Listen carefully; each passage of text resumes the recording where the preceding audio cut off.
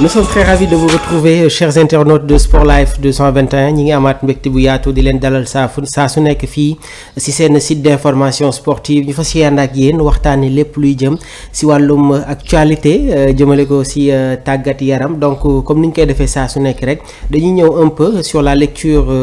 des unes ci yenn journaux yi après tamit ñu jàll sur li nga xamante ne moom mooy les divers de l'actualité donc ñu ngi leen di jaajëfal ñi ngi gis ne tamit yéen a ngi topp bu baax a baax Sport Life 221 donc dañ leen di ñëw rek jox leen information yi nga xamante ne mi ngi circuler autour de l'actualité sportive c'est parti dañ koy commencer ak journal bi di Point Actu Sport ci seen xët bu njëkk ñi ngi ñëw ci 16e de finale Coupe du Sénégal bi nga xamante ne amoon na diggante Duc ak US Rail donc Duc nag moom jot na imposé au forceps contre l'US Rail 2-0 après li nga xamante ne moom mooy la prolongation suñ fa jugee tamit on continue toujours avec Point Actu Sport Premier League le vestiaire de Manchester City explose en coulisses qu'est-ce qui se passe actuellement au niveau des Citizens la défaite de trop face aux Merengues en Ligue des Champions Manchester City a été battu par le Real de Madrid de 3-2 donc mu nekk tamit une défaite qui fait très mal au niveau des Citizens donc jamono ji nag la direction de Manchester City explose Pep Guardiola malgré sa prolongation gis nañu nag jamono ji am na ay rumeurs yi nga xamante ne mi ngi commencé di jóg Manchester City n'est pas au top de sa forme actuellement en Premier League tantôt aussi dans cette tournée européenne li koy firndeel nag mooy concernant les barrages de la Ligue des Champions les hommes de Carlo Ancelotti se sont imposés sur le score de 3-0 fële nga xamante ne moom mooy Etihad Stadium en attendant le match retour waaye nag lu ñu leen mën a wax mooy jamono ji am na ay divergences yi nga xamante ne commencé na am dans les coulisses c'est-à-dire dans le vestiaire des Citizens gis nañu des joueurs yi nga xamante ne ñi ngi commencé di génn di yëkkati ay kàddu concernant tactique de jeu bi nga xamante ne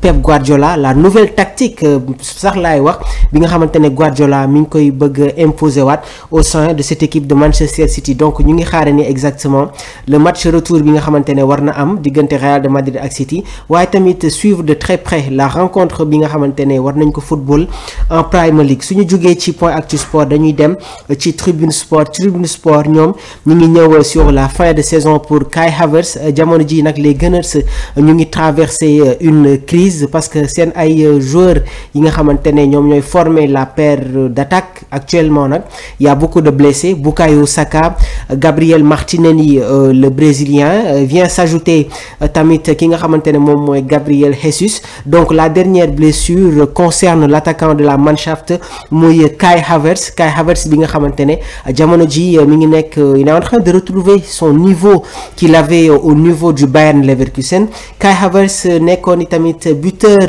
lors de la finale bi amoon diggante Manchester City ak Chelsea les Blues se sont imposés en finale par la suite nag avec le changement de coach et aussi les mauvaises performances des Blues moo waral mu quitté Stamford Bridge dem fële nga xamante ne moom mooy au niveau tamit d'Arsenal malgré les bonnes prestations une blessure qui vient au mauvais moment donc actuellement nag li nga xamante ne moom mooy voilà côté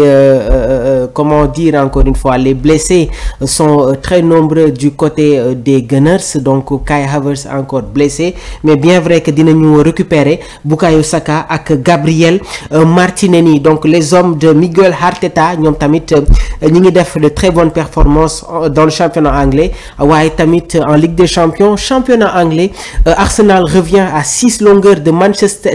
Liverpool qui est leader Liverpool qui a concédé le match nul dans le derby face à Everton une égalisation de Tarkowski à la 96e minute de jeu combat franc Ama Baldé le CNG met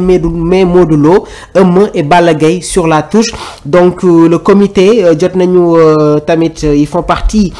des invités d'honneur mercredi dernier nag amoon na une réunion de sécurité a été tenue dans les locaux du Comité national de gestion de la lutte CNG, à laquelle la police, le promoteur Baye Ndiaye et les représentants des 2 lutteurs ont pris part. Occasion a été pour le président du CNG, Malick Ngom mi nga xamantene tamit rappelé na les limites à ne pas franchir pour les accompagnants qui ne sont autres que Balla Gaye, Modou Lo, qui devraient suivre de très près respectivement Ama Baldé ak ki nga xamantene mom moy Franc. Mu nekk tamit mbir bo xamantene les amateurs de la lutte rafetlu wuñ ko. Lu koy firndel nak moy voilà Balla Gaye ak Modou Lo ñom jot nañu lancer les hostilités sur ce duel bi wara opposer Franc ak ki nga xamantene mom moy Ama Baldé. Est-ce qu'il y aura une troisième confrontation entre les 2 ténors de la lutte sénégalaise? ñi ngi xaarani exactement lan moy jugé ci walu bobu. Le Jaraaf passe difficilement devant le stade de Mbour, donc 16e de finale de la Coupe du Sénégal. Jaraaf mom tamit doon jongante ak équipe bi di Mbour. Barrage Ligue Europa, Fenerbahçe et Ajax prennent une option pour la qualification. La Real Sociedad ñom jot nañu def li nga xamantene mom moy le job. On termine avec Marca ñi mettre en avant Vinicius Junior qui a eu à chambrer les supporters des Citizens gannaaw tamit bi ñu gissé won un banderole bu jugé ci dans les tribunes.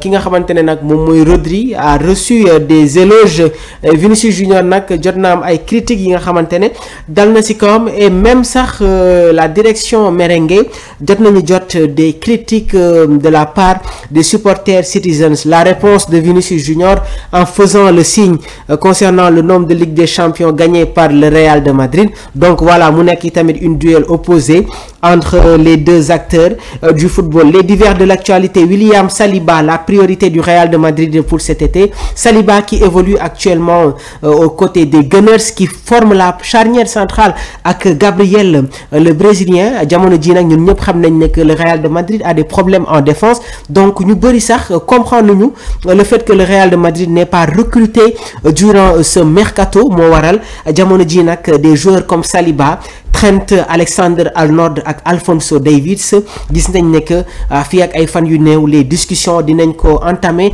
pour pouvoir recruter ces très grands joueurs. Di leen jaajëfal bu baax, di jaajëfal Omar Silla bi nga xamantene moom moo nekkoon dans la technique et la réalisation. Di saluer di souhaiter un joyeux anniversaire à ma grande sœur ki nga xamantene moom mooy Wali maa ngi lay souhaiter un très joyeux anniversaire. Vraiment nga nekk tamit jigéen bu nekk di waram, donc maa ngi lay souhaiter encore une fois Oli, ma grande sœur, un très joyeux anniversaire. Yalla sam la bàyyi la ci kanamu njabot bi, yok mën-mën bi. Un autre souhait d'anniversaire à Chacha Evans, momi tamit voilà di ko souhaiter un très joyeux anniversaire. Que le bon Dieu te comble de ses bienfaits. Yalla sam la dolli la sutura motali yene yi. La grande dame Chacha di len jaajëfal bu baax a baax. Waaye tamit duma jóge ci plateau bi sans pour autant tamit nuyu ki nga xamantene mom moy Lamine Gueye, restaurant Le Ngalam. Allez-y faire un tour. Donc Lamine tamit tout le temps day nekk dans la coordination des émissions di joxe ay orientation concernant la tenue des plateaux. D'ici là, restez connectés. L'information continue. On vous dit à très bientôt.